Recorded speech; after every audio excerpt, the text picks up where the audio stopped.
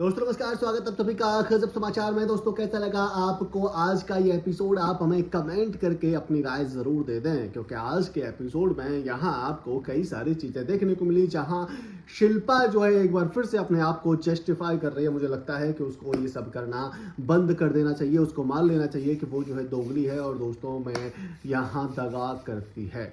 उसके अलावा यहाँ टास्क हुआ अविनाश पर भड़के सलमान खान, लेकिन बाद में यहाँ चाहत को भी सुना ही दिया कि भाई इस तरीके की बदतमीजी आप ना करें।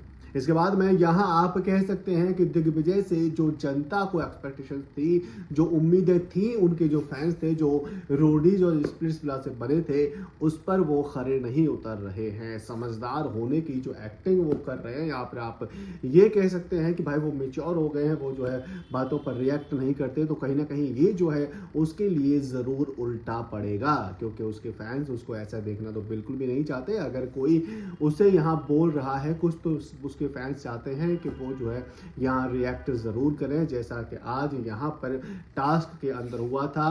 अविनाश ने तीनों को अच्छा खासा रिएक्शन दिया था। अब आप कहेंगे कि उस पर तो यहाँ सलमान खान ने डांटा था। सलमान खान बेशक डांटे, लेकिन आपको अपना पॉइंट ऑफ व्यू स्ट्रॉन्ग रखना होगा। वही सलमान खान कभी ये भी कह देंगे कि भाई आप तो अपने पॉइंट पर बोल ही नहीं पाते, फिर आप काहे के कंटेस्टेंट हो, आप ऐसे ही जीतते जा रहे हो। जैसे कि यहाँ करण से कहा गया कि भाई आप तो विक्टिम कार्ड खेल रहे हो।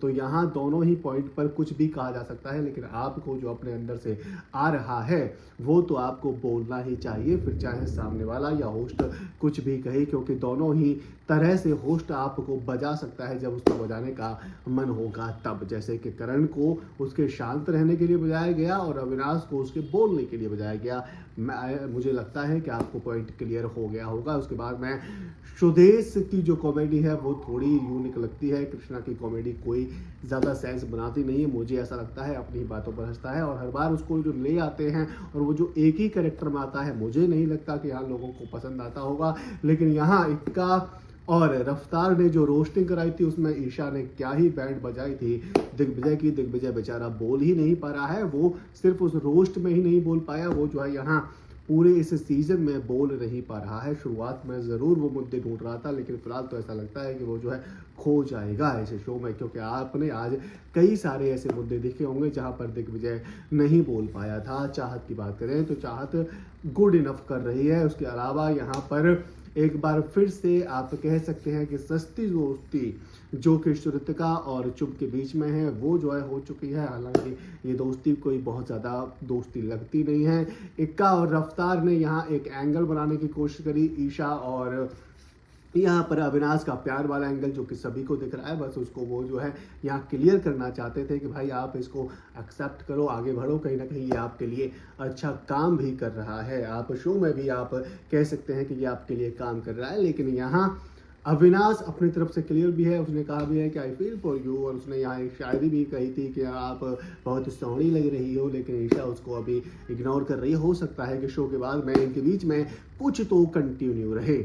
लेकिन कल आने वाले एपिसोड की बात करें तो कल आपको धमाका देखने को मिलने वाला है, नॉमिनेशन का धमाका, जिसमें कि यहाँ आप देखेंगे करण पर एक बार फिर से सारे कंटेस्टेंट बरसते हुए नजर आ रहे हैं। करण जो है सभी से लड़ भी रहा है। इसमें यहाँ सभी कंटेस्टेंट हैं, फिर चाहे अविनाश हो, विपिन हो, फिर चाहे यहाँ पर रजत दलाल हो। तो आप ये कह सकते हैं कि करण बेशक ही यहाँ आग भी लगाता हो, लेकिन वो जो है यहाँ सभी को खटक भी रहा है, सभी उसी से जाकर लड़ते हैं। एक तरफ लोग कहते हैं कि वो जो है कोने में बैठा रहता है, कुछ बोलता नहीं है, सिर्फ और सिर्फ दूसरों को आग लगाता है। दूसरी तरफ उसी से जाकर लोग भिड़ते हैं, वही सबसे भिड़ता है। तो यहाँ आप कह सकते हैं कि लोगों का दोगलापन दिख रहा है। करण जो है फ्रंट फुट पर फिलहाल लड़ भी रहा है और अपना जो आग लगाने का काम करता था वो तो आप कह सकते हैं कि डेफिनेटली वो कर भी रहा है। लेकिन यहाँ सबसे भयंकर जो लड़ाई है करण की, वो होने वाली है ईडन के और करण के बीच में। जिस ईडन को उसने अपने कंधों पर, अपनी पीठ पर, अपनी बैक पर 4 घंटे लगातार रखा था, जिसको कि वो जो है टाइम कोड बनाना चाहता था, उसने एक बार फिर से आप कह सकते हैं कि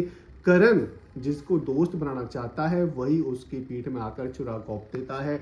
और ऐसा ही काम यहाँ ईडन ने भी कर दिया है। तो कुछ ऐसा देखने को मिलने वाला है। इसके अलावा यहाँ चाहत, अविनाश और विव्यन की फाइट देखने को मिलने वाली है। अब मुझे ये समझ नहीं आता कि भाई साहब अविनाश जो है विव्यन की फाइट में क्यों घुसता है, फिर इसको इससे प्रॉब्लम हो जाती है कि इसको विव्यन का चमचा बोला जाता है। अगर आपको लोग चमचा नहीं बोलेंगे तो फिर क्या बोलेंगे, क्योंकि आप खामखा विव्यन की फाइट में घुसते हो। विव्यन ऐसा नहीं है कि छोटा बच्चा है या फिर चीज़ें उसको समझ नहीं आती, वो अपना पॉइंट अच्छे से रखता है, लड़ भी लेता है, लोगों को सुना भी देता है, लोगों से सुन भी लेता है। तो आपकी उसमें ज़रूरत है नहीं। अगर आप आ रहे हो तो फिर यही लगेगा कि अपने गुरुजी को बचाने चेला सामने आ रहा है, फिर चाहे आपको प्रॉब्लम नहीं होनी चाहिए। जो कि आज के टास्क में देखा आपने कि यहाँ पर जो चप्पल वाला, जो साइड किक वाला टास्क हुआ, इसमें बहुत सारे लोगों ने यहाँ पर दिग्विजय को कहा कि भाई ये साइड किक है। ऐसा बिल्कुल भी नहीं है। उससे बहुत बड़ा वाला साइड किक यहाँ अविनाश आपको देखने को मिल रहा होगा, क्योंकि दिग्विजय